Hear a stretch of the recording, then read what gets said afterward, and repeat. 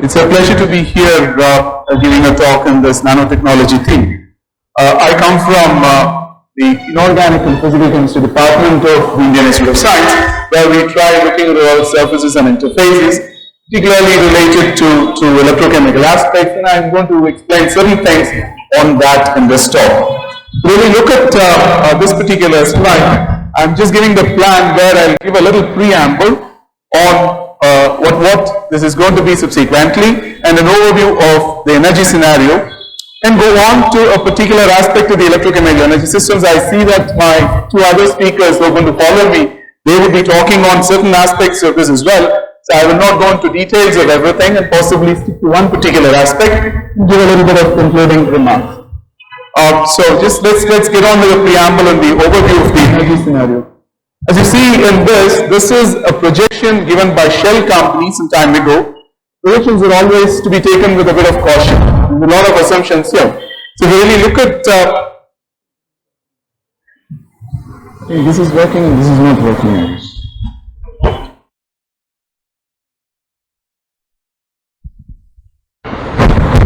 Yeah, is it okay? Yeah, the projections are always to be taken with a bit of caution. But then still it's nice to see that the demand goes up. This is the global scenario, of course. And if you see the oil, which is the last one, it's still going to be there even at 2050. We keep saying that oil is going to get exhausted. When I was doing my PhD, people were saying that, okay, 2000 you're not going to have oil left.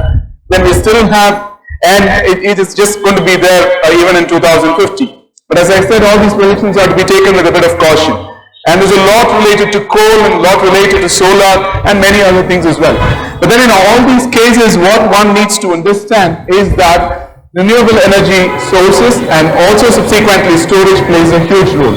But before we go on to that, this is related to what is the requirement projected for India a couple of years ago. As you see here, they are all given in millions of tons of oil equivalent. 1 ton of oil equivalent is about 52 megajoules. So you can actually see how much we need as we go along. This is again with an assumption that there is a particular growth, GDP, which is about 8%. So in all these cases, if you want to sustain, it's essential for us to have renewable source of energy, and more than that, you need to have a good storage. And that is where we all come in.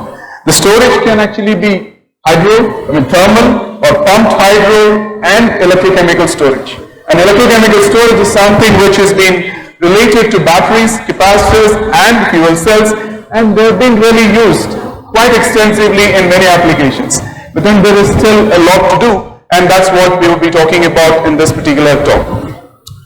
So, if I talk about the electrochemical energy system, we do have these batteries, fuel cells and capacitors, which are the three aspects.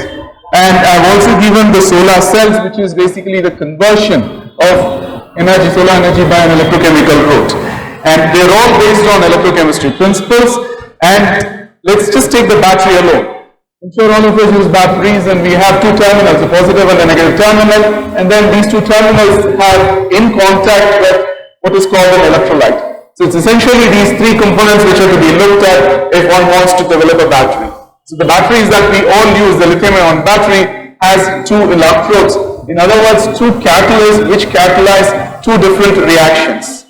And these two reactions are chemical reactions, and depending on the chemical reactions and how many electrons are involved in it, one can theoretically find out how much of energy one can store in a battery and see whether we can practically achieve that. Oh, sorry. Yeah. So this, the figure that's given at the bottom, an LED screen, so this is not going to work. So the figure that's given at the bottom is what is related to Ragon plot, where the amount of energy that can be stored in is related to the rate at which the energy can be released from the same device. If you take battery, for example, lithium battery, you can store a fairly substantial amount of energy, but the rate at which you can release is not very high. On the other hand, if you look at capacitors, you can release the energy pretty fast, but then the amount of energy that you can store is not very high. Then if you look at the numbers here, the fuel cell and the lithium batteries and lead acid batteries, they all have high energies associated with the storage, but then you can't release it at a very fast rate. whereas the capacitors are at the lower part on the right, where you can release them at a fairly fast rate. Is it possible to kind of go away from it and then look at new generation batteries? And why new generation batteries? Always looking for things wherein you can have a higher amount of energy that can be stored and release it. Take automobiles, for example, electric vehicles. I'm going to just talk about a minute on that as we go along. So if you really look at this particular graph, sorry, it's not coming out very well on this screen. The screen seems to be okay.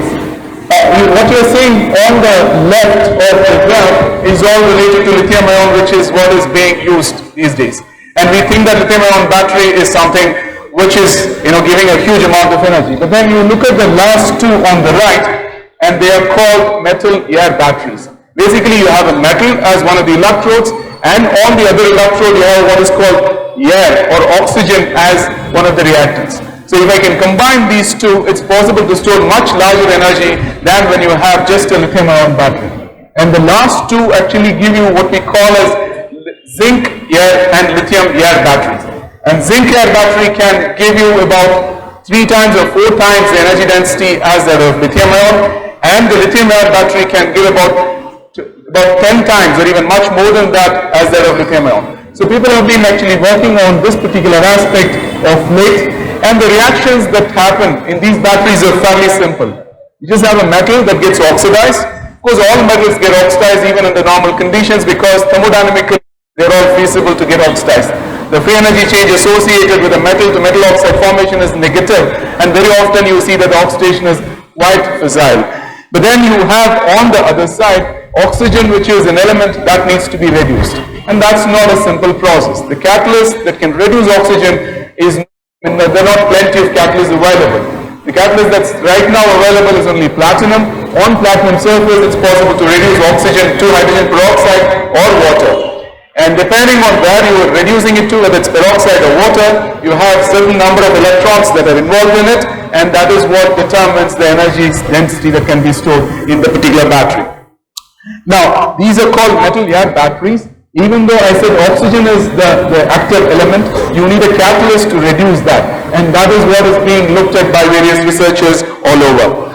Now, if I want to have a rechargeable battery, the way we are using it in all our cell phones, for example, you just use it and after that you charge the battery. When you charge a battery, you do reverse the reactions. Reverse the reactions that happens during discharge. So when metal gets oxidized and oxygen gets reduced, during discharge when you are using it, when you recharge the battery, the reverse reactions take place. Mind you, these reactions have to take place on the same electrode, the same catalyst. So it's not very easy to have this kind of a bifunctional electrodes, and particularly for oxygen. And catalysts for oxygen reduction and oxygen evolution, they are not very easily available. Just to tell you, what is it that we have in a Tesla car, which is being projected as one of the main achievements in the electric vehicles by Elon Musk in the US. We have about 7,000 lithium-ion batteries in the chassis. You are actually sitting on about 7,000 batteries. And that's simply because the energy density that's available with the lithium-ion battery is not enough. And they anyway oversize it to make sure that everything is alright as you go along. And that's the reason why you have about 7,000 batteries. So in order to do all this, to have at a higher energy density, we need to have batteries like metal air batteries. There are advantages and disadvantages. I will not go into the details of that. And if you look at the screen here is much better on my right. If you see the graph that's given at the bottom, what you see on the left is all the technologies that are already available, but what you see on the right, they are not available, they are still in the research stage. So just go on to the lithium-ion battery. Basically, you just have lithium getting oxidized and oxygen getting reduced. Whenever you use lithium, you need to use it in a non-aqueous medium. So it gives another set of complications to find a good catalyst. So essentially, during charging and discharging, these are the reactions that actually happen, and one needs to find a catalyst for this particular reaction. On the contrary, if I use zinc air battery, zinc is commonly available, particularly in a country like India. It's possible to work with zinc and magnesium if one can develop batteries based on magnesium air or zinc air. It's not very easy to work with magnesium for certain reasons, so many people work on zinc.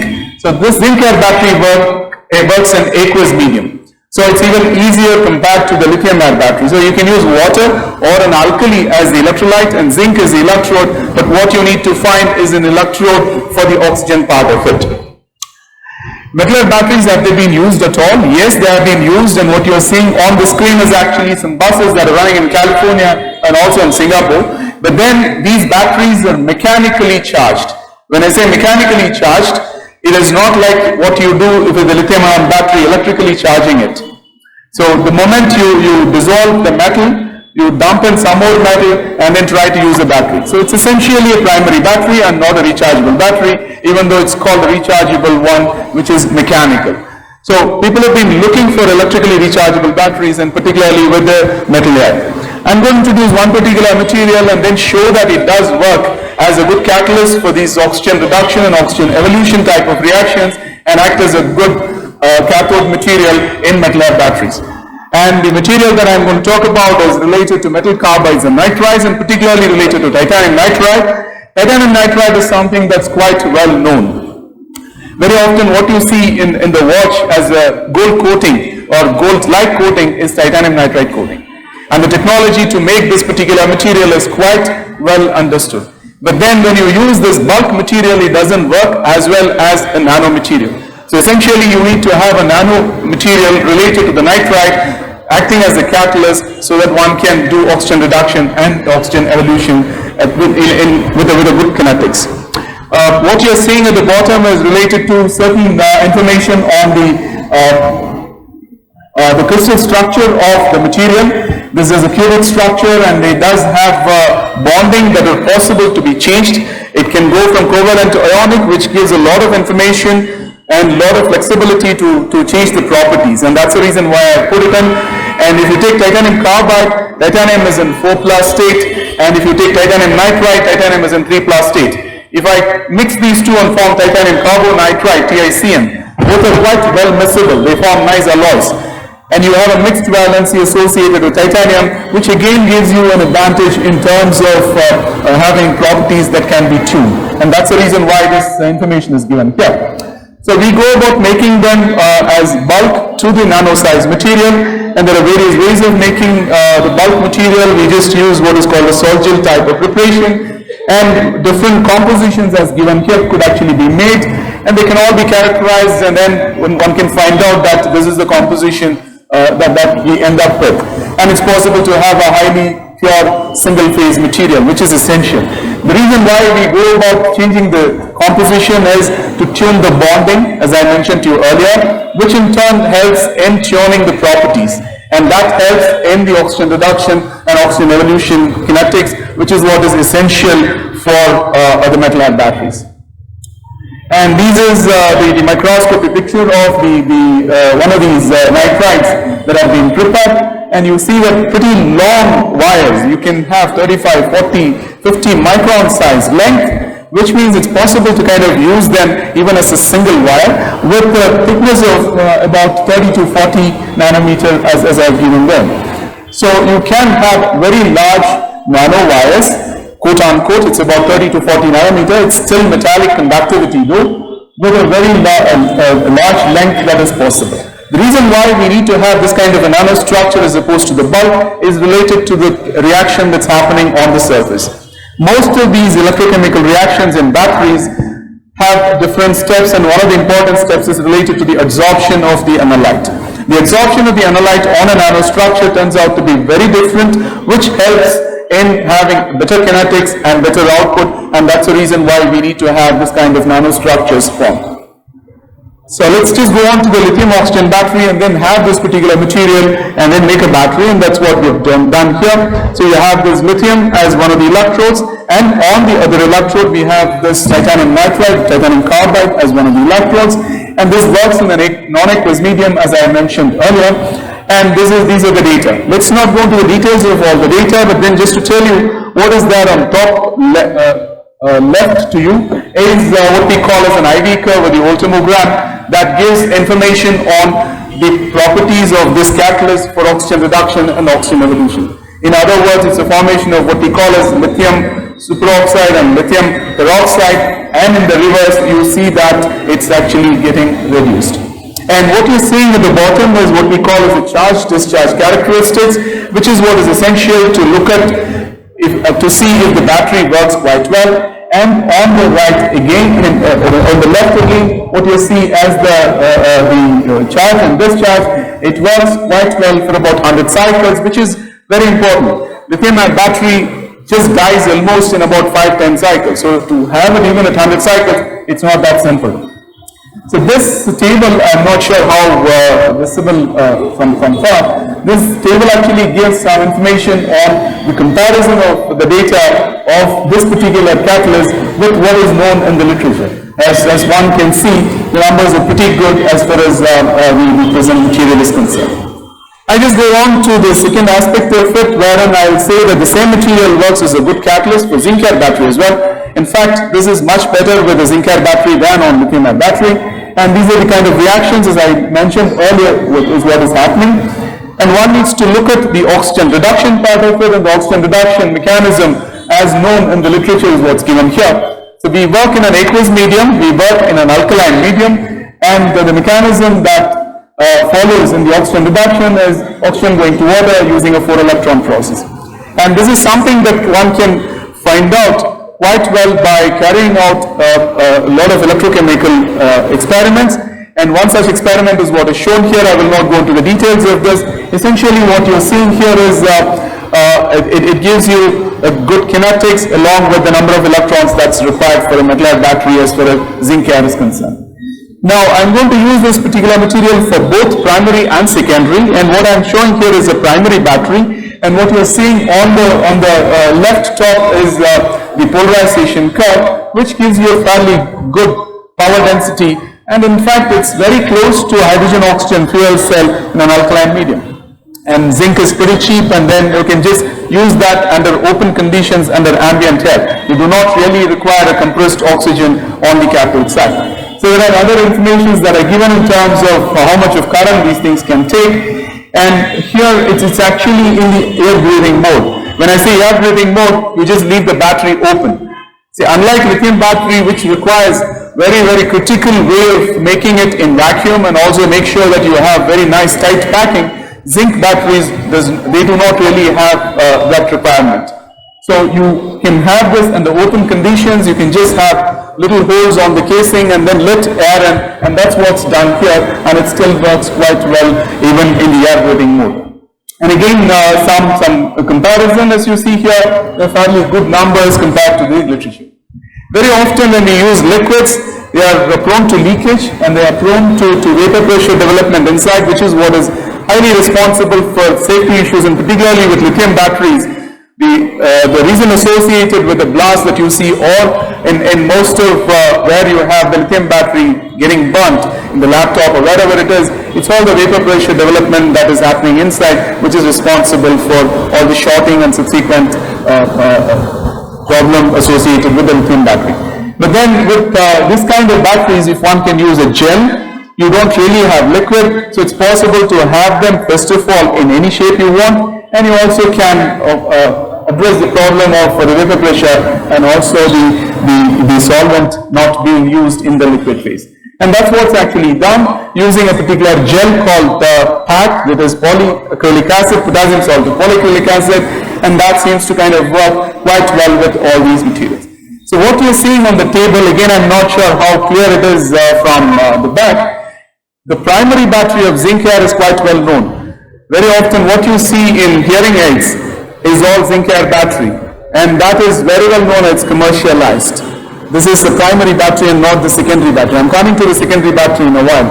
The primary batteries are quite well commercialized. If you look at the numbers there, I mean the voltage is 1.4 and that doesn't change because it's thermodynamics. But then if you look at the capacity and the energy, it's far superior to what one has in a commercial device, and most of these Duracell and many other companies that actually sell these batteries.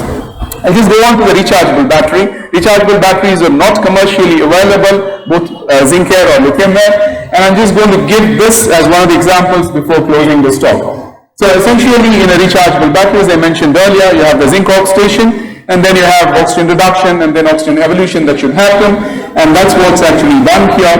So you see the bottom, the charge-discharge curves, what we call as the shallow charge discharge curve, which is what is used to address these batteries. And one can have about 1,000 cycles without any problem, without any change in the performance of the battery. All these with the nanostructured material that I just mentioned earlier, based on the titanium nitride. And it's possible to address and find out as to why this particular material works as a good catalyst.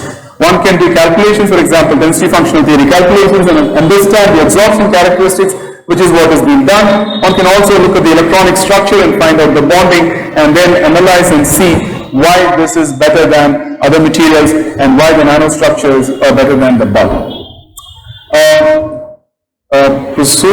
Shall I just close it or just, okay, I'll quickly go through the second aspect of it. This is supercapacitors, and when it comes to supercapacitors, as I say, again the same plot that I mentioned earlier, that is the random plot, energy stored versus energy that can be released is what is to be looked at, and there are mechanisms that can be addressed to find out what the supercapacitor action is all about. And we've been working on the material that was mentioned a while ago, graphene, and exfoliated graphite and graphene oxide based supercapacitors. And that's what actually is given here. And you do have a fairly good capacitance associated with them.